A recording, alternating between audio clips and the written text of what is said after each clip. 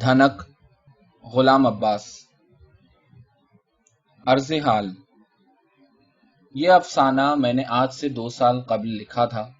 اس وقت میں تصور بھی نہ کر سکتا تھا کہ اجرام فلکی کی تسخیر کے لیے انسانی مہمات اس قدر شدت اختیار کر لیں گی کہ اگلے 2 ہی برس میں انسان کا چاند پر پہنچنا ممکن ہو جائے گا، اور اس کے ساتھ ہی ٹیلی ویژن کی نشریات میں بھی اس قدر ترقی ہو جائے گی کہ اس کے ذریعے ساری دنیا انسان کی اس فیروز مندی کا تماشا دیکھ سکے گی۔ میں چاہتا تو افسانے میں ترمیم و تنسیخ کر کے اسے جدید ترین حالات کے مطابق بنا سکتا تھا، لیکن چونکہ میں نے تسخیر قمر کو محض انسان کی انتہائی ترقی کے سمبل کے طور پر استعمال کیا ہے، حقیقت پسندانہ نقطہ نظر سے نہیں، اس لیے ان تبدیلیوں سے افسانے کے نفس مضمون میں کچھ فرق نہ پڑتا۔ چنانچہ میں نے اسے جوں کا توں ہی رہنے دیا ہے، یعنی جیسا کہ آج سے 2 سال پہلے میرے تخیل میں اس کا نقش ابھرا تھا۔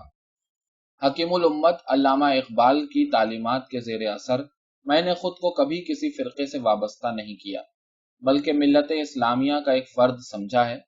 اپنی اس حیثیت سے میں نے ملت کے مستقبل کے بارے میں جو خدشات محسوس کیے، ان کا اظہار ایک افسانے کے پیرائے میں کیا ہے کہ یہی میرا فن ہے۔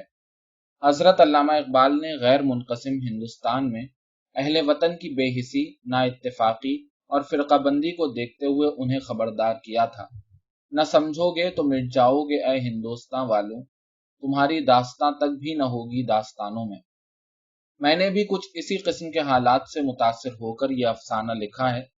اس سلسلے میں مجھے اتنا اور عرض کرنا ہے کہ اس افسانے میں مسلمانوں کے کسی خاص فرقے یا جماعت یا کسی خاص شخصیت کو ہدف نہیں بنایا گیا، اور اگر کہیں مماثلت نظر آئے تو اسے محض اتفاقیہ سمجھا جائے۔ 1 جون 1969، غلام عباس۔ افسانہ، یہ 20ویں صدی کے اواخر کی ایک شب کا ماجرا ہے۔ ہوٹل موہن جداڑو کی 71ویں منزل پر، جو سب سے اونچی اور باغیچہ آویزاں کے نام سے موسوم ہے، ارباب حکومت کی جانب سے ایک پرتکلف ضیافت نیم شبی دی جا رہی ہے۔ مہمانوں میں دنیا بھر کے ملکوں کے سفیر، سائنسداں، مفکر اور صحافی شامل ہیں۔ ہوٹل کی چھت پر کھلے آسمان کے نیچے کم خواب کا ایک شامیانہ، جس کے کناروں پر موتیوں کی خوشنما جھالر لگی ہے، جڑاؤ استادوں پر نصب کیا گیا ہے۔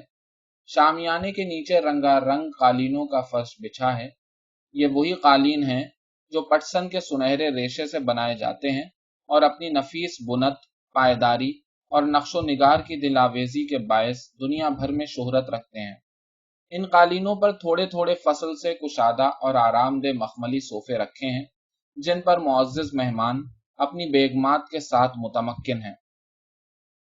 یہ مہمان، جو 5 بر اعظموں کے مختلف تمدنوں کی نمائندگی کرتے ہیں، اپنا اپنا پروقار قومی لباس پہنے ہوئے ہیں۔ ان کے جدا جدا ناک نقشے، ان کی مخصوص حرکات و سکنات، ان کی الگ الگ بولیاں، ہر ملک کی عورت کا جداگانہ حسن، اس کی مختلف طرز آرائش و زیبائش، اس کے مخصوص کرشمہ و ادا دیکھنے والوں پر ایک محویت کا عالم طاری کر دیتے ہیں۔ ہر چند بظاہر کوئی ہنڈا، بلب، گیس یا ٹیوب لائٹ دکھائی نہیں دیتی، پھر بھی سارا پنڈال بقعہ نور بنا ہوا ہے۔ جا بجا فوارے چھوٹ رہے ہیں، جن کی پھواروں پر رنگ برنگی شعاعیں پڑ رہی ہیں۔ باغیچہ آویزاں میں قسم قسم کے پیڑ پودے کثرت سے لگائے گئے ہیں، جن کے پھولوں کی ملی جلی خوشبو دلوں میں ایک نشاط کی کیفیت پیدا کر رہی ہے۔ مہمانوں کے وسط میں ایک اونچی گول میز پر، جو کارچوبی کے کام کے ایک بیش قیمت میز پوش سے مزین ہے، ایک بڑا سا خوبصورت ریڈیو سیٹ رکھا ہے۔ اس سیٹ کے اندر چاروں طرف اسپیکر اس ترکیب سے لگائے گئے ہیں کہ ہر شخص کو، خواہ وہ کسی سمت بیٹھا ہو، آواز صاف سنائی دے سکے۔ اس وقت ریڈیو سے آرکیسٹرا کی موسیقی نشر ہو رہی ہے، جس کی دھن اس تقریب کے لیے خاص طور پر باندھی گئی ہے۔ اور وہ تقریب کیا ہے؟ وہ یہ کہ آج رات 1:45 سے لے کر 2 بجے کے درمیان کسی وقت پاکستان کا پہلا خلا پیما چاند پر اتر جائے گا، اور اس کی اس بے نظیر کامیابی کا حال اور چاند پر اس کے مشاہدات براہ راست اسی کی زبان سے نشر کیے جائیں گے۔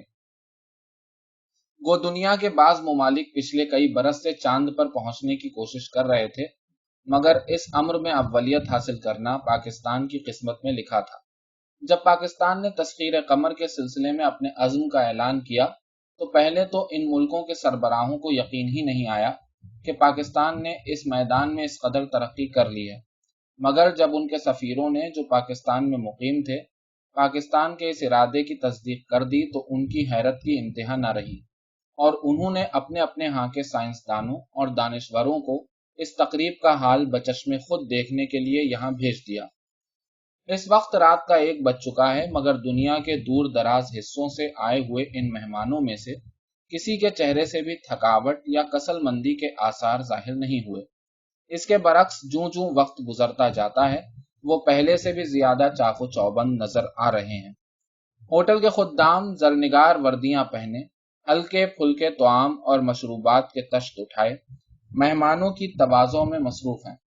कुछ लोग बाहम गुफ्तगू कर रहे हैं, कुछ रेडियो की मौसीकी सुन रहे हैं जिसका सिलसिला कभी कभी मुनक़ता हो जाता है और अनाउंसर आज रात के प्रोग्राम की तफसील या कोई मुकर्रिर चांद की मुहिम के सिलसिले में इब्तिदाई कामयाबियों का हाल सुनाने लगता है। कुछ मेहमान जब बैठे बैठे उकता जाते हैं तो शामियाने से बाहर निकलकर बागीचा आवेजा की पुरफिजा रविशों पर टहलने या गिरदो नवाह का मंजर देखने लगते हैं। यूं तो शहर में कई इमारतें होटल मोहनजोदाड़ो से भी ऊंची ऊंची हैं, मगर मज़ाफ़ात और समुंदर का जैसा दिलफरेब नज़ारा बागीचा आवेजा से दिखाई देता है और कहीं से दिखाई नहीं देता। खुसूसन रात के वक्त तो जहाज़ों और जजीरों के मकानों की रोशनियां दूर से झिलमिलाती हुई बहुत ही भली मालूम होती हैं। इस वक्त फरवरी का चांद अपनी पूरी ताबिंदगी के साथ रूए जमीन पर खुनुक चांदनी बिखेर रहा है। उसका नजारा बजाय खुद एक अजीब जाज़बियत रखता है। मेहमानों की नजरें बार बार उसकी तरफ उठ जाती हैं और वो मौजूदा तकरीब की मुनासिबत से और भी महवियत के साथ उसे देखने लगते हैं। आखिर 1:30 बजे के करीब रेडियो पर ऐलान किया गया कि सब मेहमान अपनी अपनी नशिस्तों पर आकर बैठ जाएं। इस वक्त मेहमानों के इश्तियाक की कैफियत देखने से ताल्लुक रखती है। खुसूसन बाज खवातीन पर तो इस्तराब की सी हालत तारी है जिस पर काबू पाने के लिए उन्होंने अपनी मुट्ठियां भींच रखी हैं। दम भर में सब लोग जो इधर उधर बिखरे हुए थे अपने अपने सोफों पर आकर बैठ गए। सबने कान रेडियो की आवाज पर लगा दिए। कुछ वक्त और इंतजार में गुजरा, उसके बाद अनाउंसर की आवाज यह ऐलान करती हुई सुनाई दी, अब हम अपने सुनने वालों को चांद पर लिए चलते हैं, जहां इस वक्त अजराम फलकी पर इंसानी फतूहात में एक नया और अनोखा इजाफा होने को है। लीजिए हमारे खला पैमा जो इस मुहिम को सर कर रहे हैं आपसे मुखातिब होते हैं। इस ऐलान के साथ ही रेडियो से ऐसी घड़घड़ाहट सुनाई देने लगी जैसी किसी दूर दराज मुल्क के स्टेशन को पकड़ते वक्त सुनाई दिया करती है। इस फिजाई गड़बड़ का सिलसिला चंद लम्हे जारी रहा। उसके बाद एक इंसानी आवाज उस शोर में से उभरनी शुरू हुई। पहले पहल अल्फाज साफ सुनाई न दिए, मगर रफ्ता रफ्ता वाज़ेह होते गए। मैं कैप्टन आदम खान, साकिन जिला झंग, उम्र 35 साल, आपसे मुखातिब हूँ। मेरा खलाई जहाज इस वक्त चांद की सतह से सिर्फ 5000 फीट की बुलंदी पर रह गया है। जहाज की रफ्तार 75 मील फी घंटा कर दी गई है। मुझको चांद की सतह बहुत साफ नजर आ रही है। ये वही सरजमीन है जिसे साइंसदां तूफानों के समुंदर के नाम से मौसूम करते हैं। अजीब नजारा है, पुरहौल भी और दिलकश भी।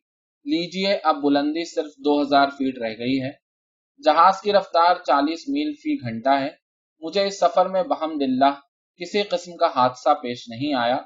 खुदा ने चाहा तो मेरा जहाज हस्बे तवक्को आहिस्तगी के साथ चांद पर उतर जाएगा।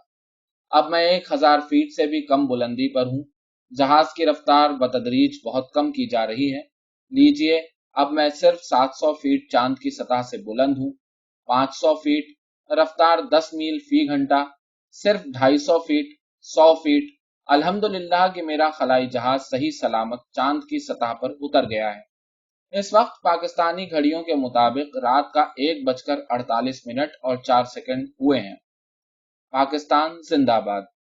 जलसे के तमाम शुरका ने जो दम साधे बैठे थे और जिनके दिल की धड़कन पल पल में तेज तर होती जा रही थी, एक साथ इत्मीनान का लंबा सांस लिया। रेडियो से खलापैमा की आवाज सुनाई देनी बंद हो गई और उसके बजाय कौमी तराना बजना शुरू हुआ। सब लोग ताजीमन खड़े हो गए। जब तराना खत्म हुआ तो जलसे का पिंडाल तालियों के शोर और नाराहाय तहसीन व आफरीन से गूंज उठा। गैर मुल्की सफीर, साइंसदां और अहले दानिश अपनी नशिस्तों से उठ उठकर अरबाब हुकूमत के पास जाने, उनसे मुसाफा करने और उन्हें मुबारकबाद देने लगे। यह सिलसिला कुछ देर जारी रहा। इसके बाद रेडियो से फिर पहले की तरह घड़घड़ाहट सुनाई देने लगी। सब मेहमान जल्दी से फिर अपनी अपनी जगह आ बैठे। अब के कैप्टन आदम खान की आवाज पहले से भी ज्यादा साफ सुनाई दी। अभी अभी मैंने अपना कौमी परचम तूफानों के समुंदर की सरजमीन पर गाड़ दिया है। चांद की सतह जमी हुई भूभल की तरह है, कहीं सख्त कहीं नर्म, मगर उसमें पांव नहीं धंसते। जा बजा दराड़ें और गढ़े हैं। कहीं कहीं ये गढ़े बहुत बड़े बड़े हैं, जैसे आतिशफिशा पहाड़ों के दहाने हों। परचम गाड़ने के मुकद्दस फरीजे से फारिग होकर मैंने सबसे पहले उसके साये में उस खुदाए लम यजल के हुजूर नमाज शुक्राना अदा की, जिसके फजलो करम से आज हमारे मुल्क ने अपना सही मकाम पा लिया है और अब वो दुनिया के सबसे ज्यादा तरक्की याफ्ता और ताकतवर मुल्कों की सफ में शामिल हो गया है। पाकिस्तान पाइंदाबाद। जलसे का पिंडाल एक मर्तबा फिर नाराहाय तहसीनो आफरीन से गूंज उठा। जब शोर थमा तो खला पैमा की आवाज ये कहती हुई सुनाई दी, आपको ये तो मालूम ही होगा कि चांद में 2 हफ्ते का दिन होता है और 2 हफ्ते की रात। यहाँ इस वक्त दिन है, जिसको शुरू हुए हमारे हिसाब से तकरीबन 36 घंटे गुजर चुके हैं। मेरे पास इतनी ऑक्सीजन मौजूद है कि मैं यहाँ चांद का पूरा एक दिन बसर कर सकूं, और मेरे खलाई जहाज में इतना ईंधन है कि वो मुझे बफजले खुदा खैर आफियत के साथ वतन पहुंचा सके। लीजिए, अब मैं आपसे यहाँ के गिरदोपेश के हालात और अपने मुशाहिदात बयान करता हूँ। अभी सपीदे सहर नमूदार नहीं हुआ था कि कराची से सैकड़ों मील दूर एक कस्बे की छोटी सी मस्जिद में एक मुल्ला साहब नमाज फजर के बाद नमाजियों से कह रहे थे, अभी अभी मैंने अपने ट्रांसिस्टर पर यह ऐलान सुना है कि पाकिस्तान का कोई मरदूद शख्स चांद पर पहुंच गया है, खुदा उसको गारत करे। बिरादरान इस्लाम, ये सरीह कुफ्र है कि जिन अशिया पर मशीयत इज़्दी ने असरार और रमूज के हिजाब डाल रखे हैं, उन्हें साइंस और नाम निहाद तरक्की के नाम पर बेनकाब किया जाए। भाइयों, हमने अपनी इस छिछोरी हरकत से बारी ताला की जनाब में सख्त गुस्ताखी की है। मेरा दिल गवाही दे रहा है कि अनकरीब हम पर खुदाए कहार का गजब नाजिल होने वाला है। गांवों और कस्बों ही के नहीं, शहरों के मुल्लाओं में भी इस खबर से हलचल मच गई। चुनाचे एक शहर की दरसगाह में एक मुल्ला साहब, जो दर पर्दा शेरो सुखन का भी मजाक रखते थे, यूं नुक्ता संज थे, बारी ताला ने इंसान को जमीन पर खलीफा बनाकर भेजा और ये इख्तियार बख्शा कि जा वहां जो जी में आए करता फिर, मगर इंसान का नाशुक्रापन और उसकी हवस मुल्क गिरी देखो कि उसे जमीन की लामहदूद वसअतें अपने आमाल व अफाल के लिए तंग मालूम हुई और उसने अपने खालिक ही के आस्ताना खास, उसकी आसमानी मुमलिकत ही पर, जो चांद सूरज और सितारों पर मुहित है, गासिबाना कब्जा जमाने की ठान ली। अल्लाह अल्लाह, इंसान के जुनून नखवत का कुछ ठिकाना है कि उसने फरिश्तों को तो सैद ज़बू करार देकर छोड़ दिया और खुद यज़दा ही पर कमंदें फेंकनी शुरू कर दी। नऊज़ बिल्लाह मिन ज़ालिक। और फिर अगले जुमे को दारुस सल्तनत की वसी जामे मस्जिद में, जहां हजारों मुसलमान नमाज जुमा के लिए जमा हुए थे, शहर के एक शेवा बयां खतीब ललकार ललकार कर अपने खुतबे में कह रहे थे, मुसलमानों, तुम्हारी दर्सगाहों में जो शैतानी उलूम पढ़ाए जा रहे हैं, जानते भी हो उनका लुब्बे लुबाब क्या है? उनका लुब्बे लुबाब यह है कि मादा मिसले जाते बारी ताला अजली है, या जाते बारी ताला नऊज़ बिल्लाह खुद मादी है। तुमने देखा इन उलूम ने रफ्ता रफ्ता क्या गुल खिलाया? मेरा इशारा तस्खीर कमर की तरफ है, जिसकी खबर तुमने रेडियो पर सुनी और अखबारों में पढ़ी होगी। हमारी हुकूमत, जो मगरिब की पैरवी में लादीनियत का शिकार हो गई है, अपनी इस कामयाबी पर फूली नहीं समाती, हालांकि ये सख्त काफिराना और मुल्हिदाना फेल है, जिसका मुर्तकिब शरीयत की रूह से वाजिबुल कत्ल है। मुसलमानों, आज हर तरफ फस्क फजूर का बाजार गर्म है। जमीन फितना और फसाद की आमाज गाह बनी हुई है। बेदीनी, बेगैरती, बेहयाई, फुहाशी, अय्याशी और कुफ्र अलहाद का दौर दौरा है। अल्लाह का कलमा नीचा और कुफ्र का बोल बाला हो रहा है। जिनाकारी, शराबखारी और क़िमारबाजी धड़ल्ले से हो रही है। आलाते लहवो लाभ और नाच गाने का आम रिवाज हो गया है। औरत की आंख से हया और जिस्म से लिबास की कैद उड़ गई है। یہ ساری علامتیں قرب قیامت کی ہیں۔ مسلمانوں، وہ وقت جلد آنے والا ہے جب اللہ کا کلام دلوں، زبانوں اور کاغذوں سے اٹھا لیا جائے گا۔ زمین جا بجا شق ہو جائے گی، سمندر ابل پڑیں گے، پہاڑ ٹکڑے ٹکڑے ہو کر تیز ہوا سے ریت کی طرح اڑنے لگیں گے، گرد و غبار اور آندھیوں سے جہان تیرہ و تار ہو جائے گا، آسمان پھٹ جائے گا اور ستارے ٹوٹ ٹوٹ کر ریزہ ریزہ ہو جائیں گے۔ مسلمانوں، جاؤ، گاؤں گاؤں، قریہ قریہ، شہر شہر لوگوں کو خبردار کر دو کہ انسان من حیث القوم توبہ و استغفار کر لے، کیونکہ قیامت آنے والی ہے۔ اور اس طرح ملاؤں نے اپنی لسانی اور زور خطابت سے عوام کو قرب قیامت کا ایسا یقین دلا دیا کہ ہر شخص ڈرا ڈرا سہما سہما نظر آنے لگا۔ حکومت کے خلاف ہر طرف ایک بددلی سی پھیلنے لگی، ملاؤں کی تحریک روز بروز زور پکڑنے لگی، ملک بھر میں جگہ جگہ پہلے چھوٹے چھوٹے پھر بڑے بڑے جلوس نکلنے لگے۔ اسی طرح ان کے جلسوں کے شرکاء کی تعداد بھی جلد جلد بڑھنے لگی۔ جلد ہی دارالسلطنت میں ایک بھاری جلسہ منعقد کیا گیا جس میں حسب ذیل قرارداد منظور کی گئی۔ پاکستان کے عوام موجودہ نظام حکومت کو سخت کافرانہ اور فاسد اصولوں پر قائم تصور کرتے ہیں، جس سے ہولناک نتائج نکلنے کا شدید خطرہ درپیش ہے۔ اس لیے وہ مطالبہ کرتے ہیں کہ اس نظام کو فوراً بدلا جائے اور اس کے بجائے ملک میں قانون خدابندی رائج کیا جائے۔ اس قرارداد نے یک بیک ارباب حکومت کو جیسے جھنجھوڑ کر رکھ دیا۔ جب تک ملاؤں کی تحریک تسخیر قمر کی مخالفت تک محدود رہی تھی، انہوں نے اسے قابل اعتنا نہیں سمجھا تھا، اور سچ یہ ہے کہ شروع میں ان کے پاس اس طرف دھیان دینے کے لیے وقت بھی نہیں تھا۔ ان کی توجہ تو تمام تر اس خراج تحسین کو وصول کرنے میں لگی ہوئی تھی جو ساری دنیا اس محیر العقول کامیابی اور سائنس میں ان کی پیش روی پر انہیں ادا کر رہی تھی۔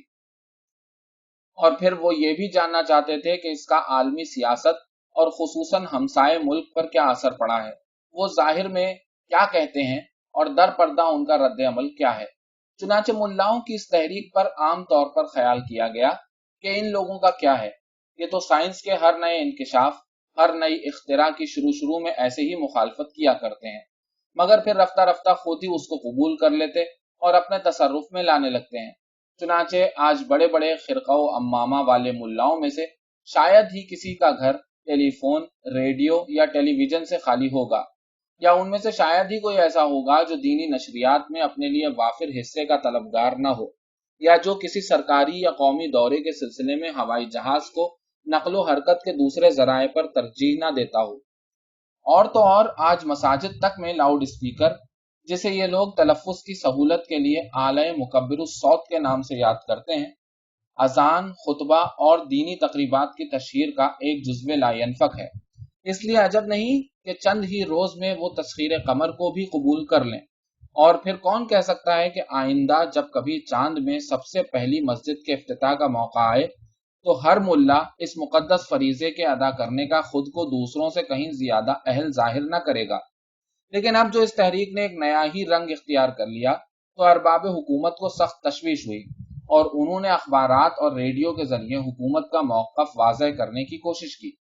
اسی سلسلے میں ایک مفکر سے سائنس اور اسلام کے عنوان سے ریڈیو پر ایک زوردار تقریر بھی نشر کروائی گئی، جس میں مفکر نے کہا، ہمارے ملا صاحبان سائنس کو کفر و الحاد سے تعبیر کرتے ہیں اور اس کے درس و تدریس کو گناہ قرار دیتے ہیں، حالانکہ اللہ تعالیٰ نے قرآن حکیم میں جا بجا ارشاد فرمایا ہے کہ کائنات کو مسخر کرو، ہواؤں پر حکم چلاؤ، چاند اور سورج کی شعلوں کو اپنی گرفت میں لاؤ، زمین کے سینے سے اس کے انگنت خزانے نکالو اور سمندر کی طوفانی موجوں کو تابع فرمان بناؤ۔ تسخیر قمر انہی ارشادات خدابندی کی تعمیل کی ایک کوشش ہے۔ ایک پیمفلٹ میں جس کا عنوان برچھی سے ایٹم بم تک تھا، مضمون نگار نے موجودہ زمانے کے تقاضوں پر یوں روشنی ڈالی تھی: حضور سرور کائنات کے زمانے میں تیر اندازی، شمشیر زنی اور شہ سواری کی مہارت مسلمانوں کے لیے ایک مقدس فریضے کی حیثیت رکھتی تھی، کیونکہ اس سے دین حق کی حفاظت مقصود تھی۔ اگر حضرت سلم موجودہ زمانے میں ہوتے اور دیکھتے کہ کس طرح باطل کی قوتیں چاروں طرف سے اسلام کو اپنے نرغے میں لینا چاہتی ہیں، تو وہ ان سے نبردآزما ہونے کے لیے ٹینک اور ہوائی جہاز تو کیا، راکٹ، میزائل بلکہ ایٹم بم تک کے استعمال کو ہر مومن کے ایمان کا جزو قرار دیتے۔ مگر ملاؤں کی تحریک اب اس قدر زور پکڑ چکی تھی کہ محض بیانات سے اس کا مداوع ہونا مشکل تھا۔ ادھر جب کیپٹن آدم خان چاند کی مہم سر کر کے اپنے خلائی جہاز سمیت صحیح سلامت وطن واپس پہنچ گیا تو اس کی بڑی آؤ بھگت کی گئی، اسے قومی ہیرو قرار دیا گیا، اس کا استقبال ایک فاتح کی حیثیت سے کیا گیا اور اس کے فوجی مناصب میں جلد جلد ترقی دے کر اسے پہلے میجر اور پھر کرنل بنا دیا گیا۔ علاوہ ازیں ملکی اور غیر ملکی اخبارات میں اس کی ان گنت تصویریں اور انٹرویو چھاپے گئے۔ ایک تصویر جو خاص طور پر بڑی مقبول ہوئی اس موقع کی تھی جبکہ ایک غیر ملکی سفیر کی بیوی پاکستانی خلا پیما کی اس عدیم النظیر بہادری پر وفور جذبات سے مغلوب ہو کر اس کا منہ چوم رہی تھی۔ ہرچند اس میں بڑا معصوم سا جذبہ کار فرما تھا، مگر ملاؤں نے جو آدم خان کو مردود اور گردن زدنی سمجھتے تھے اسے کچھ اور ہی معنی پہنا کے خوب خوب اچھالا، اور اسی سلسلے میں حزب اختلاف کے بعض اراکین سے ساز باز کر کے قومی اسمبلی میں ایک تحریک التوا بھی پیش کر ڈالی۔ اس سے ملک میں اور بھی انتشار پھیل گیا۔ ملاؤں کے حوصلے پہلے سے بھی بڑھ گئے اور انہوں نے جلد ہی اپنا ایک ملک گیر کنونشن منعقد کر ڈالا جس میں متفقہ طور پر حکومت کے ارباب حل و عقد سے مطالبہ کیا گیا کہ چونکہ وہ کافر و بے دین ہیں اور مملکت خدا داد پاکستان کی سربراہی کی اہلیت نہیں رکھتے، اس لیے ان کو فوراً مستعفی ہو جانا چاہیے۔ جس عظیم الشان جلسے میں یہ قرارداد پیش کی گئی اس میں بڑی بڑی جوشیلی تقریریں سننے میں آئیں۔ ایک ملا صاحب حاضرین سے یوں خطاب کر رہے تھے: حیف صد حیف کہ ارباب حکومت نے ہماری تنبیہ کو پرےکاہ کے برابر بھی وقت نہیں دی، لیکن دوستوں اب تشبیہات کا وقت گزر چکا ہے اور وہ ساعت آ پہنچی ہے کہ ملک کی زمام کار ملحدوں اور خدا کے باغیوں سے چھین لی جائے اور حکومت کی سربراہی مومنین اور صالحین کے ہاتھوں میں ہو۔ پس اے مسلمانوں اٹھو، اس کافرانہ تہذیب کے علم برداروں سے عنان اقتدار چھین لو اور چار دانگ عالم میں دین الہی کا ڈنکا بجا دو۔ کیا تم جاننا چاہتے ہو کہ ہم کیسی حکومت چاہتے ہیں؟ آؤ میں تمہیں اس کی ایک جھلک دکھاؤں۔ اس حکومت میں کوئی فقیر نہیں ہوگا، لاوارثہ نہیں ہوگا، کیونکہ یہ حکومت خود اس کا مائی باپ ہوگی۔ زمین کا مالک اللہ اور صرف اللہ ہوگا، نہ مزارع ہوگا نہ زمیندار۔ اگر ایسی بادشاہت چاہتے ہو تو مسلمانوں اس زور سے نعرہ تکبیر لگاؤ کہ ایوان کفر کے در و بام متزلزل ہو جائیں۔ اور واقعی حاضرین جلسہ نے اس زور سے نعرہ تکبیر بلند کیا کہ دور دور تک راہگیر چلتے چلتے تھم گئے اور گردنیں اٹھا اٹھا کے دیکھنے لگے کہ یہ شور کیسا ہے۔ اس کے بعد ایک چھوٹے سے قد کے ملا جن کی تقریر کا موضوع فی سبیل اللہ جہاد تھا، بڑے جوش سے اچھل اچھل کر کہنے لگے: ہم اللہ کے سپاہی ہیں، حکومت نے ہم کو سمجھا کیا ہے، وہ ہماری طاقت سے بے خبر ہے۔ اگر ہم نہ چاہیں تو نہ کہیں شادی بیاہ ہو، نہ میت کی تجہیز و تکفین عمل میں آئے۔ حکومت لاکھ اعلانات کرتی پھرے، میں کہتا ہوں دوربینیں لگا لگا کے دیکھے، ہوائی جہازوں میں بادلوں سے اوپر اوپر پرواز کرے، ٹیلی فون کے ذریعے دوسرے شہروں سے شہادتیں فراہم کرائے، مگر جب تک ہم اپنی ان گنہگار آنکھوں سے ہلال کو نہ دیکھ لیں، نہ عید کی خوشی ہو نہ محرم کا سوگ۔ حکومت اس باب میں بارہا ہم سے متصادم ہو کر ہماری طاقت کا اندازہ کر چکی ہے۔ جب یوں کھلم کھلا نعرہ بغاوت بلند ہونے لگے تو کون حکومت اسے ٹھنڈے پیٹوں گوارا کر لے گی؟ چنانچہ ان تمام مقررین کو جنہوں نے اس جلسے میں اشتعال انگیز تقریریں کی تھی، نقص امن کے خطرے کے تحت راتوں رات ان کے ٹھکانوں سے گرفتار کر لیا گیا اور ملک بھر میں دفعہ 144 نافذ کر دی گئی، جس کی روح سے لاٹھیوں، تلواروں، برچھی بھالوں اور دوسرے ہتھیاروں کو لے کر چلنا، اینٹ پتھر تیزاب اور سوڈے کی بوتلوں کو دنگے فساد کی غرض سے جمع کرنا، 5 یا زیادہ اشخاص کا اکٹھا ہونا ممنوع قرار دیا گیا۔ ان گرفتاریوں نے اور بھی آگ بھڑکا دی۔ حکومت کے اس فعل کو مداخلت فی الدین سمجھا گیا۔ لوگ اپنے مذہب سے خواہ کتنے ہی بیگانہ کیوں نہ ہوں، مگر ایک مرتبہ جب ان کو یقین دلا دیا جائے کہ یہ ان کے دین کی حرمت کا سوال ہے تو یک بارگی ان کے مذہبی احساسات بیدار ہو جاتے ہیں اور وہ ایک جنون کی سی کیفیت میں دین کی خاطر جان تک دے دینے سے دریغ نہیں کرتے۔ یہی حال اس تحریک کا ہوا۔ عوام میں ہر طرف ناراضگی پھیل گئی، لیکن چونکہ جلسوں جلوسوں پر پابندی عائد تھی اور وہ برملا غم و غصے کا اظہار نہ کر سکتے تھے، اس لیے وہ ایک ایک دو دو کر کے مسجدوں میں پہنچنے لگے اور خود کو ملاؤں کی تحریک سے وابستہ کرنے لگے۔ رفتہ رفتہ تمام مسجدیں سیاسی کارروائیوں کا مرکز بن گئیں۔ दिन रात रहनुमाओं में मशवरे होने लगे, नमाजियों को खुल्लम खुल्ला सरकशी पर आमादा किया जाने लगा। जब मुल्लाओं को यकीन हो गया कि अवाम पूरे तौर पर हमारे साथ हैं, तो उन्होंने एक खास दिन इन गिरफ्तारियों के खिलाफ एहतजाज करने के लिए मुकर्रर कर दिया।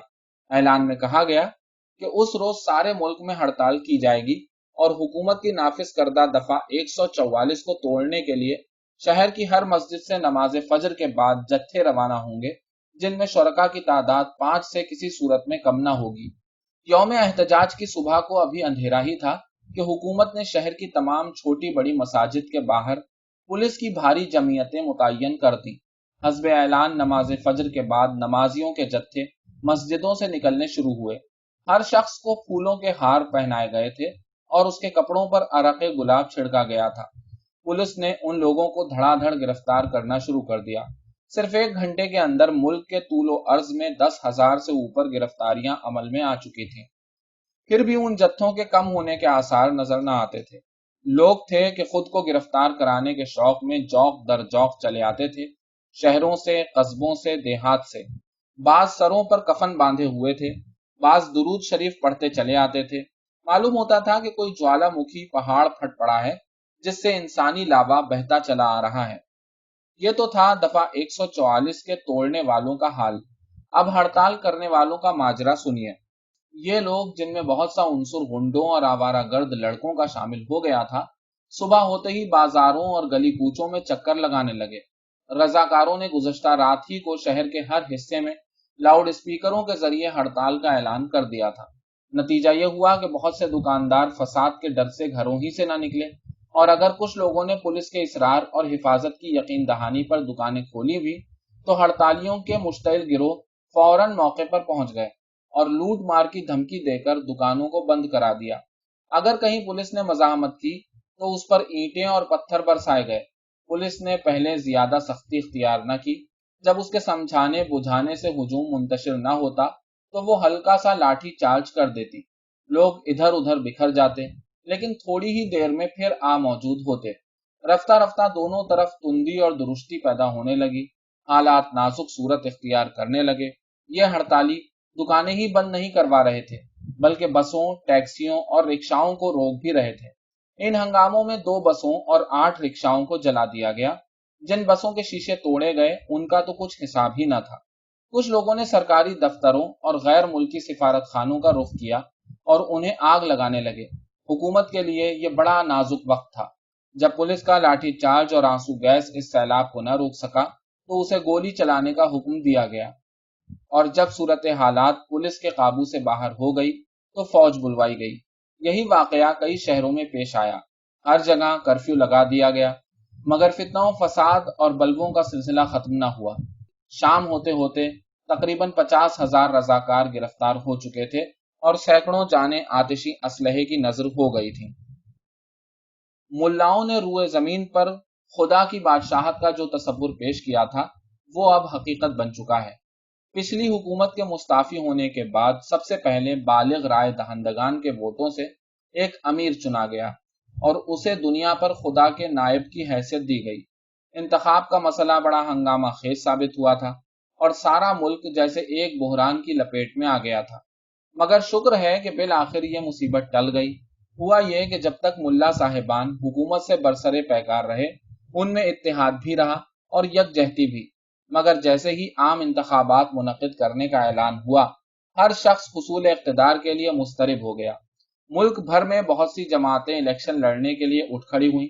हर जमात ने अपना अपना लाए अमल, अपने अपने कवायदो जवाबित और अपनी अपनी मखसूस वर्दी वज़ा कर ली, और फिर जत्थे बना बना कर अपने अपने अमीर के गुन गाती गली गली कूचे कूचे फिरने लगी।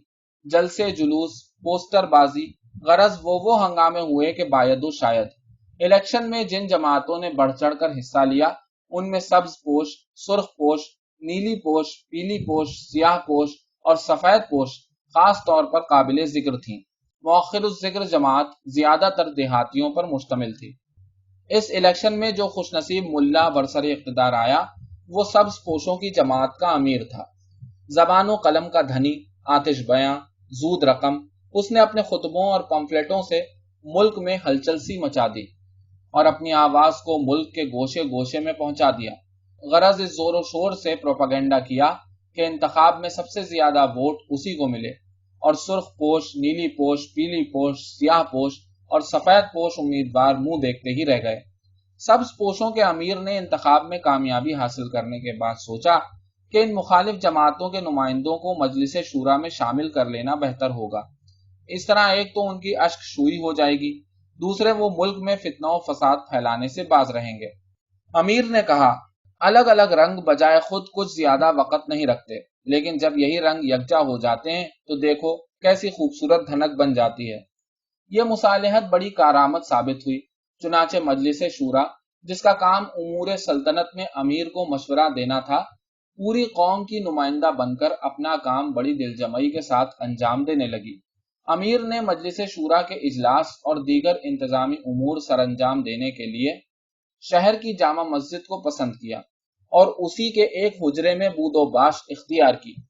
چنانچہ دن رات جامع مسجد میں مجلس شورا کے جلسے ہونے لگے اور حکومت کا اصلاحی اور تعمیری کام بڑی سرگرمی سے شروع ہو گیا۔ مجلس شورا نے سب سے پہلے اپنی توجہ اس امر پر مرکوز کی کہ پچھلی حکومت کے زیر اثر معاشرے کے رگ و پے میں مغربی تہذیب و تمدن کا جو زہر سرایت کر گیا ہے اس کو زائل کیا جائے۔ چنانچہ تمام انگریزی طور طریقے، لباس، آداب معاشرت یک قلم موقوف کر دیے گئے، بلکہ اس اقدام کو زیادہ مؤثر بنانے کے لیے نہ رہے بانس نہ بجے بانسری کے مصداق انگریزی زبان کی تحصیل ہی کو نصاب تعلیم سے خارج کر دیا گیا۔ ملک کی زمام کار امیر نے خود اپنے ہی ہاتھ میں لی اور پچھلی حکومت کے انتظامی امور کے طریقے، سیکریٹریٹ اور اس کے ماتحت جملہ شعبے منسوخ کر دیے گئے اور ان کی پچھلی فائلوں اور تمام ریکارڈز کو نظر آتش کر دیا گیا۔ البتہ پولیس اور چنگی کے محکمے بحال رکھے گئے، تمام اسکول، کالج اور یونیورسٹیاں اور مروجہ طریقے تعلیم منسوخ کر دیا گیا اور اس کے بجائے دینی مدرسے قائم کیے گئے جو عموماً مسجدوں سے ملحق ہوتے تھے۔ ان مدرسوں میں فقہ، حدیث، تفسیر وغیرہ وغیرہ علوم شرعیہ اور فن قرأت کی تعلیم دی جانے لگی۔ ملک کا رسم الخط عربی قرار پایا اور ایک ایسا منصوبہ بروئے کار لایا جانے لگا کہ ایک معینہ مدت کے اندر سارے ملک کی زبان عربی ہو جائے۔ فن خوشنویسی کی طرف بھی خاص طور پر توجہ دی گئی۔ نسخ، خط کوفی اور تغرا کی تعلیم کے لیے ماہر خوشنویسوں کی خدمات حاصل کی گئیں۔ علاوہ ازیں ایک بڑا مدرسہ فن حرب اور سپاہ گری کی تعلیم کے لیے بھی کھولا گیا، جس میں تلوار، نیزے، گرز اور برچھی بھالے کے استعمال کے گر سکھلائے جانے لگے۔ عورتوں کی وہ تمام آزادیاں اور بے پردگیاں جن کی پچھلی حکومت نے کھلے بندوں اجازت دے رکھی تھی، کلیتاً ختم کر دی گئیں۔ علاوہ ازیں انہیں بے حجابانہ گھر سے باہر نکلنے کی بھی ممانعت کر دی گئی۔ پھر چونکہ بقول ملا نہ تو عورتوں کو مملکت کے انتظامی مناصب دیے جا سکتے تھے اور نہ وہ عہدوں ہی پر فائز ہو سکتی تھیں، اس لیے ان کے لیے اعلیٰ تعلیم کی ضرورت ہی نہ سمجھی گئی۔ ان کے لیے تو بس اتنا ہی کافی سمجھا گیا کہ وہ عام اصول دین اور امور خانہ داری جان لیں یا زیادہ سے زیادہ دھوبی کے کپڑوں کا حساب رکھ سکیں۔ مجلس شورا نے دوسرا اصلاحی قدم عدالتوں کے باب میں اٹھایا۔ وکالت کے پیشے کو تو ختم ہی کر دیا گیا، کیونکہ وکلا جان بوجھ کر حقائق کو چھپاتے اور اپنے پرفریب دلائل سے منصف کو گمراہ کرتے ہیں، اور یہ اسلامی روایات کے سراسر منافی ہے۔ کورٹ فیس ختم کر دی گئی، کیونکہ اس سے سائل پر مفت کا بار پڑ جاتا ہے اور وہ اکثر کورٹ فیس کی رقم نہ ادا ہونے کے باعث داد رسی ہی سے محروم رہ جاتا ہے۔ اس کے ساتھ ہی جج اور مجسٹریٹ کے عہدے بھی منسوخ کر دیے گئے اور ان کے بجائے ہر شہر میں مفتی اور قاضی مقرر کیے گئے، اور اس طرح عدالتی نظام کے لیے کسی لمبے چوڑے عملے کی ضرورت ہی نہ رہی۔ اراضی کی ملکیت کے بارے میں یہ فیصلہ کیا گیا کہ جن زمینوں پر لوگوں کا پہلے سے قبضہ ہو ان پر ان کی مالکانہ حیثیت برقرار رکھی جائے، البتہ لگان کی شرح، جریبوں کے حساب اور اجناس کے لحاظ سے مقرر کی جائے۔ اگر کسی شخص کے پاس زمین ہو اور وہ اس پر 3 سال تک کھیتی باڑی نہ کر سکے یا اسے تعمیر یا کسی اور کام میں نہ لا سکے تو وہ زمین متروکہ سمجھی جائے گی اور اسے دوسرا شخص کام میں لے آئے تو اس پر عرضی دعویٰ نہ ہو سکے گا۔ ملک میں جہاں جہاں افتادہ زمینیں تھیں ان کے متعلق اعلان کیا گیا کہ جو شخص ان کو آباد کرے اسی کی ملک ہو جائیں گی۔ فصل کی پیداوار میں زمیندار اور کاشتکار لگان کی رقم منہا کرنے کے بعد برابر کے حصے دار قرار دیے گئے۔ مجلس شورا نے نماز، روزہ، زکوٰۃ، قربانی اور بشرط استطاعت حج بیت اللہ کو ہر مسلمان پر فرض قرار دیا، اور جو ان احکام شرعی کو انجام نہ دے اس کے لیے دروں کی سزا مقرر کی گئی۔ جائیداد پر، جس میں اراضی، نقدی، زیور، گائیں بھینسیں، اونٹ گھوڑے، بھیڑ بکری شامل تھی، زکوٰۃ کی شرح مالیت کا 40واں حصہ یعنی 2.5% سالانہ ٹھہری۔ مسلمان دولت جمع کر سکتے ہیں اور اسے کاروبار میں بھی لگا سکتے ہیں، مگر یہ دولت ان کے مرتے ہی ان کے عزیز و اقارب میں تقسیم کر دی جائے گی، اور اگر کوئی وارث نہ ہو تو ساری رقم بیت المال میں جمع کر دی جائے گی۔ غیر مسلم رعایا کو ذمی قرار دیا گیا، ان کو زکوٰۃ سے تو مستثنی کر دیا گیا مگر ان پر جزیہ لگایا گیا جو تقریباً 13.5 روپے سالانہ فی کس تھا۔ البتہ جو ذمی فوجی اسلام میں بھرتی ہونا پسند کریں ان پر سے جزیے کی قید اٹھا لی جائے گی۔ بعض غیر مسلم اقوام نے جزیے کے خلاف آواز اٹھائی، مگر ان میں جو اہل دانش تھے انہوں نے اپنے ہم مذہبوں کو سمجھایا کہ اس طرح ہمارے عمراء اور اہل ثروت کو زکوٰۃ سے چھٹکارا مل جائے گا جو جزیے سے کئی گنا زیادہ ہو سکتی ہے، اور انہوں نے جزیہ دینا منظور کر لیا۔ جرائم میں چور کے لیے ہاتھ کاٹنے کی سزا، غیر شادی شدہ زانی اور زانیہ کے لیے 100 درے اور شادی شدہ کے لیے سنگ ساری کی سزا مقرر کی گئی۔ شہروں اور قصبوں میں جہاں جہاں تھیٹر اور سینما تھے سب کے سب دینی درسگاہوں یا یتیم خانوں میں تبدیل کر دیے گئے۔ ہوٹلوں اور کلب گھروں کی جگہ سرائیں بنا دی گئیں۔ وہ تمام کھیل جن سے مغربیت جھلکتی تھی، مثلاً کرکٹ، فٹ بال، ہاکی، ٹینس، گولف، بیڈمنٹن وغیرہ بند کر دیے گئے، اور ان کے بجائے شہ سواری، نیزہ بازی، چوگان بازی، تیر اندازی کو ازسر نو زندہ کیا گیا۔ نیز پہلوانی اور گرز زنی کے فن کو بھی فروغ دیا جانے لگا۔ اسلحہ سازی کے کارخانے سارے ملک میں وسیع پیمانے پر کھل گئے۔ لوہا اور فولاد ڈھال، تلوار، نیزے، گرز اور برچھی بھالے کی صورت میں ڈھلنے لگے۔ مسلم رعایا کے ہر فرد کو بصورت مرد ایک تلوار اور بصورت عورت ایک خنجر کا مستحق قرار دیا گیا۔ چنانچہ جیسے ہی کوئی بچہ پیدا ہوتا حکومت کے اہلکار تلوار یا خنجر لے کر اس کے گھر پہنچ جاتے۔ تلوار لباس کا جزو بن گئی، یہاں تک کہ سکے بھی کمر پر مشق رکھے پہلو سے تلوار لٹکائے گھروں میں پانی بھرنے لگے۔ یہی کیفیت دھنیوں اور کھڈ بنوں کی نظر آنے لگی۔ جب ملک میں تلوار کی مانگ بڑھی اور لوہے کی کمی محسوس کی جانے لگی تو مکانوں کے آہنی پھاٹک اور جنگلے قومی ضرورت کے تحت اکھاڑے جانے لگے۔ ملک میں آتشی اسلحے کا ایک کارخانہ بھی کھولا گیا جس میں بندوقیں، رائفلیں، پستول اور ان کے کارتوس اور گولیاں بنائی جانے لگی۔ لیکن مجلس شورا نے آتشی اسلحے کا استعمال سوائے فوجی حکومت کے رعایا کے تمام افراد کے لیے ممنوع قرار دیا۔ ادب اور شعر و شاعری پر بھی کڑی پابندیاں عائد کر دی گئی، اور عاشقانہ غزلوں، نظموں اور گیتوں کو تو ادب سے خارج ہی کر دیا گیا، کیونکہ ان سے ملک کی بہو بیٹیوں کے خیالات پر برا اثر پڑنے کا احتمال تھا۔ البتہ حمد و نعت، رجز، مرثیہ و سلام اور قومی لوریوں کو شاعری میں افضل ترین درجہ دیا گیا۔ ناول، افسانے اور ڈرامے چونکہ من گھڑت قصے ہوتے ہیں اور دروغ گوئی کو تقویت دیتے ہیں، اس لیے معاشرے میں ان کی کوئی گنجائش نہ تھی۔ اخباروں میں ہر قسم کی تصاویر، یہاں تک کہ کارٹون تک چھاپنے بند کر دیے گئے۔ مصوری، سنگ تراشی، موسیقی وغیرہ کو فنون لہو و لعب قرار دے کر ان کی بھی کلی طور پر ممانعت کر دی گئی۔ کسب معاش میں ایسے تمام وسیلے حرام قرار پائے جن سے لوگ معاشرے کو اخلاقی یا مادی نقصان پہنچا کر روزی پیدا کرتے ہیں۔ چنانچہ شراب اور دوسری نشہ آور اشیاء کا بنانا اور بیچنا، عصمت فروشی اور رقص و سرود کا پیشہ، نیز جوا، گھڑ دوڑ، سٹے بازی، لاٹری، مہمہ بازی بند کر دی گئی۔ چونکہ سود خواہ کسی بھی شکل میں ہو حرام ہے، اس لیے ملک بھر میں بینک، انشورنس، انعامی بانڈ وغیرہ کے کاروبار قطعاً ممنوع قرار پائے۔ بینکوں کی تنسیخ کے بعد دوسرے ممالک سے زر مبادلہ کے لین دین کے سلسلے خود بخود منقطع ہو گئے، اور اس کے ساتھ ہی بین الاقوامی منڈیوں میں اجناس کی خرید و فروخت معدوم ہو گئی۔ ڈاکٹر اور سرجن کے پیشے بھی ختم کر دیے گئے، کیونکہ ان کی دواؤں میں شراب کی آمیزش ہوتی ہے۔ اس کے بجائے طب یونانی اور جراحی کو حکومت کی سرپرستی میں لینے اور نصاب تعلیم میں شامل کرنے کا فیصلہ کیا گیا۔ नर्स का पेशा मौकूफ कर दिया गया। इन सब पेशों को खत्म करने का नतीजा ये हुआ कि मुल्क में लाखों अशखास बेरोजगार हो गए। मजलिस शूरा ने सिफारिश की कि उन्हें जमीनें दे दी जाएं ताकि वो खेती बाड़ी करके अपना और बीवी बच्चों का पेट पाल सकें। मगर मुश्किल ये आन पड़ी कि अच्छी अच्छी और काबिल काश्त जमीनें पहले ही से और लोगों के कब्जे में थीं। जो बाकी बची थीं वो या तो बंजर थीं या उनकी मिट्टी में सेम और थोर की बहुतात थी। चुनांचे उन्हें खेती बाड़ी के काबिल बनाने के लिए उन लोगों को बड़े जतन करने पड़े और दूर दूर दरियाओं से नहरें खोद खोद कर पानी लाना पड़ा। हर शख्स को हुक्म था कि सीधा सादा लिबास पहने और रहने सहने में सादगी इख्तियार करे, दाढ़ी रखे और लबें कतरवाए, किसी किस्म की शानो शौकत का इजहार ना करे, न फजूल खर्ची और असराफ में पैसा जाय करे, आराम तलबी और तन आसानी को तर्क करे।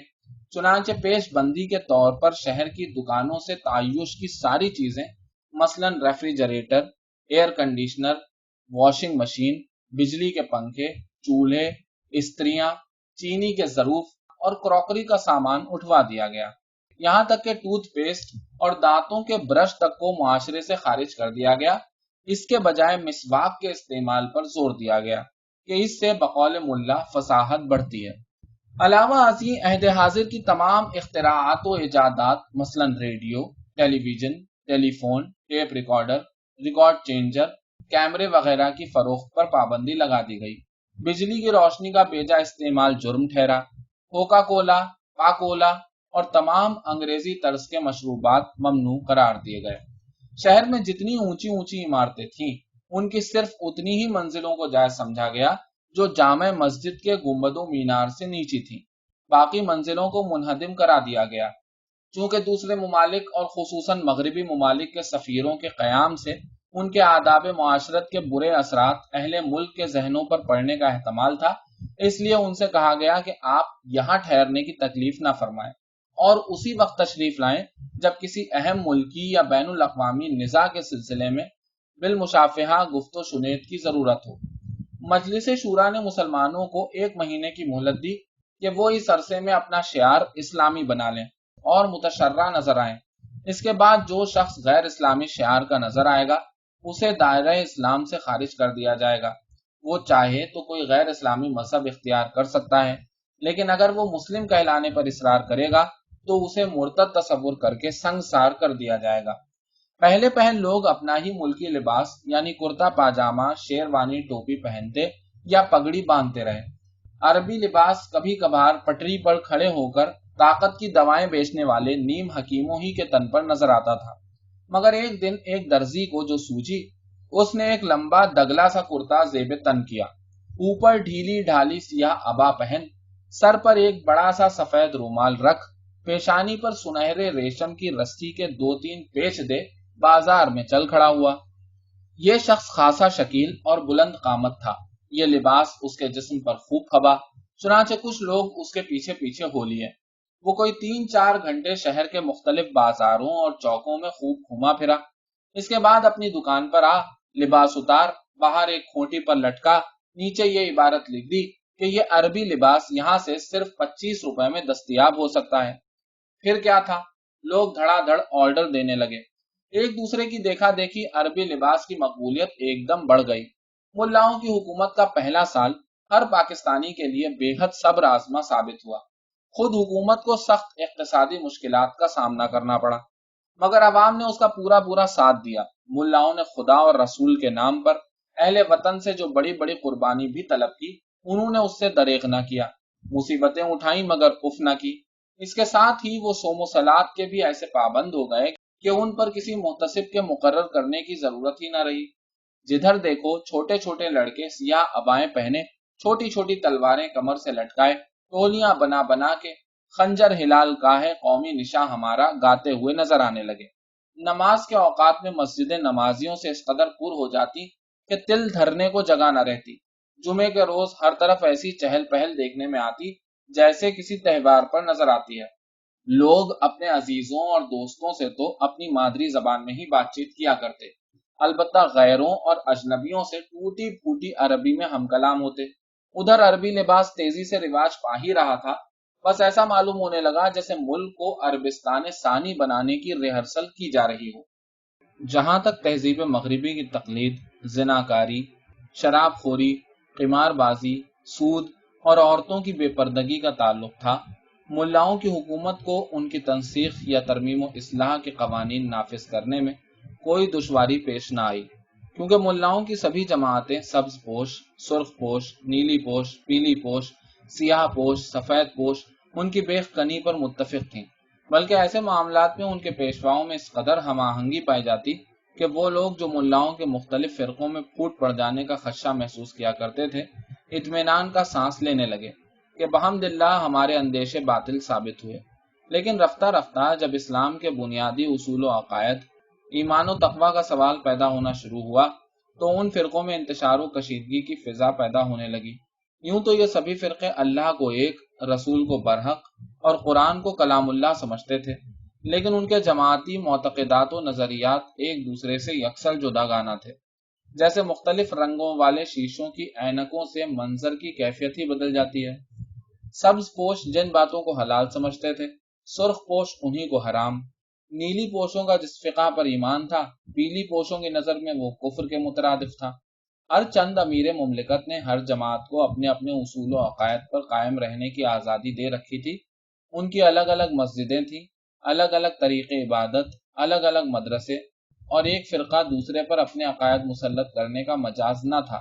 پھر بھی جب کبھی مختلف فرقوں کے لوگ کسی اجتماعی تقریب یا قومی جلسے میں یکجا ہوتے اور تاریخ یا فقہ کا کوئی مسئلہ زیر بحث آتا تو گفتگو میں تلخی پیدا ہو ہی جاتی۔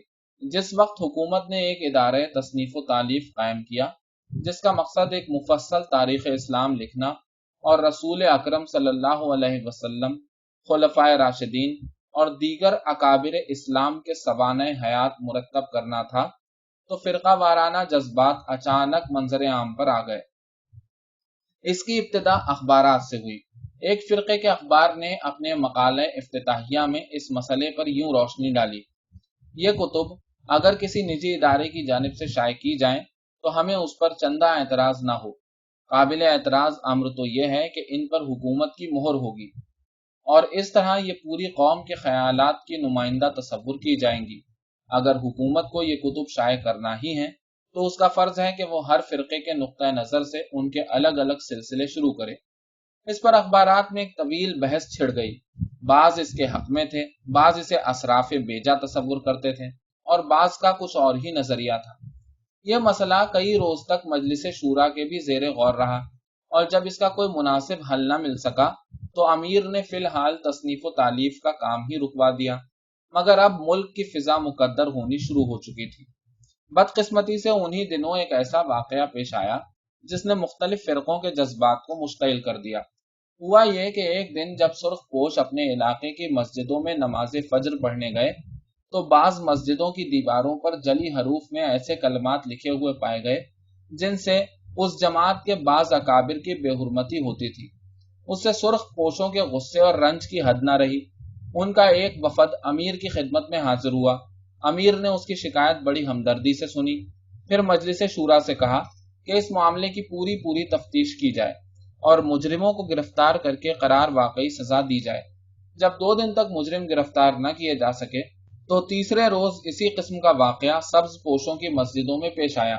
سبز پوشوں کو اس امر میں ذرا شک نہ تھا کہ یہ کارروائی سرخ پوشوں نے انتقامی طور پر کی ہے۔ وہ سرخ پوش بڑی شد و مت سے اپنی بریت ظاہر کر رہے تھے۔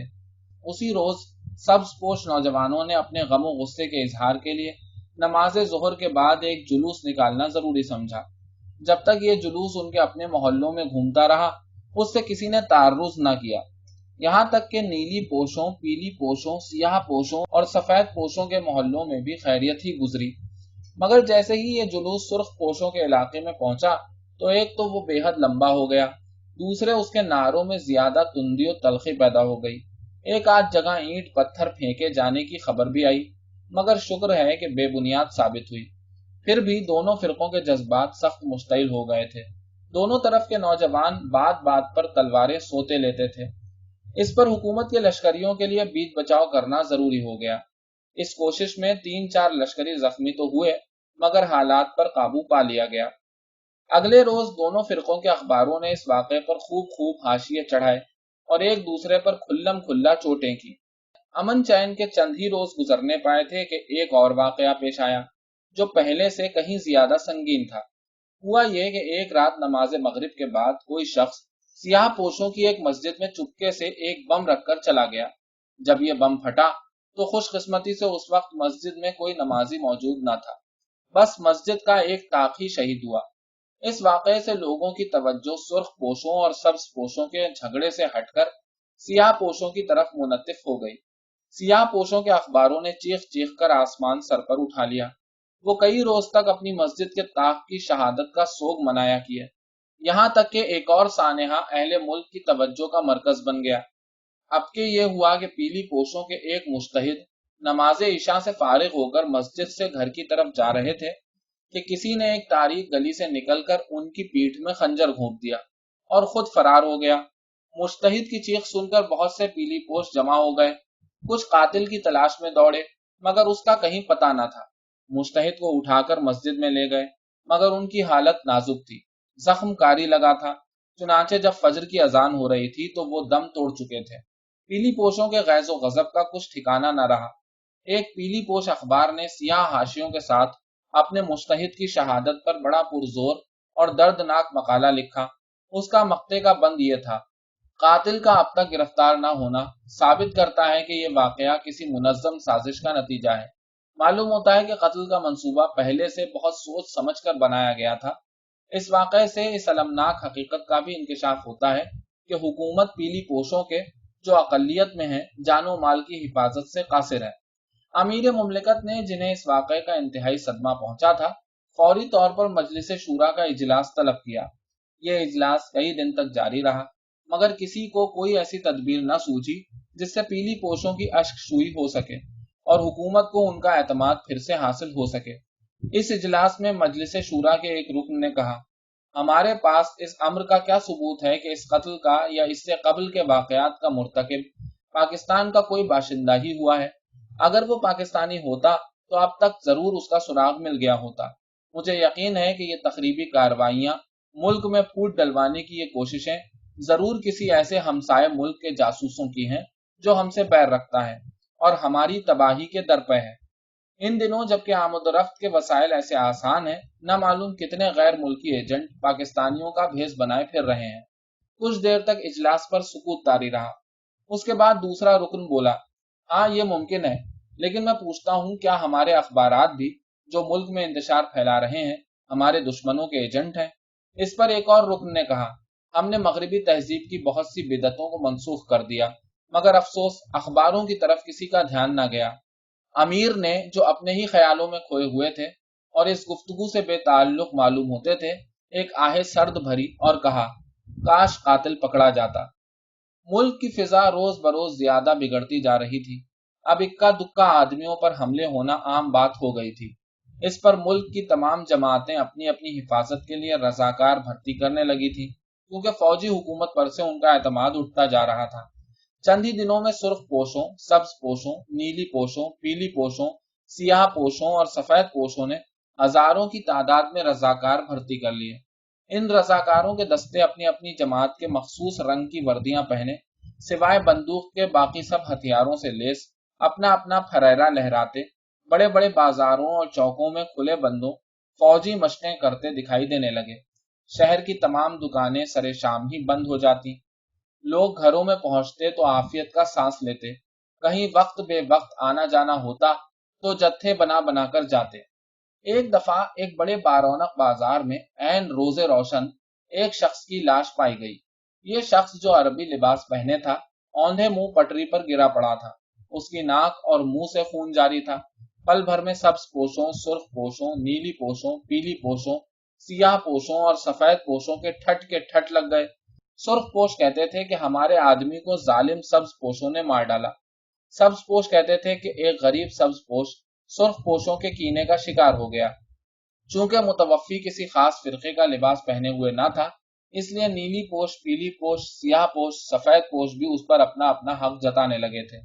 قریب تھا کہ جھگڑا بڑھ جاتا مگر اتنے ہی میں ایک بے پردہ عورت مجمع کو ہٹاتی ہوئی لاش کے قریب پہنچی और उसको पहचान कर उससे लिपट गई। मालूम हुआ कि मुतवफ़ी उसका शौहर था। ये दोनों सिख मजहब से ताल्लुक रखते थे। शौहर अरबी लिबास पहनने का बहुत शौकीन था। वो अधेड़ उम्र था और कई बरस से दिल के मरज में मुब्तला था। कयास कहता है कि उस पर चलते चलते अचानक दिल का दौरा पड़ा होगा और वो गिरकर मर गया, और यूं खुदा खुदा करके ये हंगामा फरो हुआ। गरज सूरत हाल इस कदर नाजुक हो गई कि अमीर ने फौजी हुकूमत के नाम हुक्म जारी कर दिया कि अपने दस्ते शहर के नाकों पर मुतय्यन कर दो और दिन रात बाजारों और गली कूचों में गश्त करते रहो, और जहां मुफसिदों और फितना पर्दाजों को देखो गिरफ्तार कर लो, और अगर वो मुजाहमत करें तो उन्हें गोली मार दो। इसमें किसी फिरके या जमात का लिहाज न किया जाए। अमीर खुद भी मजलिस शूरा के अराकीन के हमरा अक्सर शहर में गश्त करते।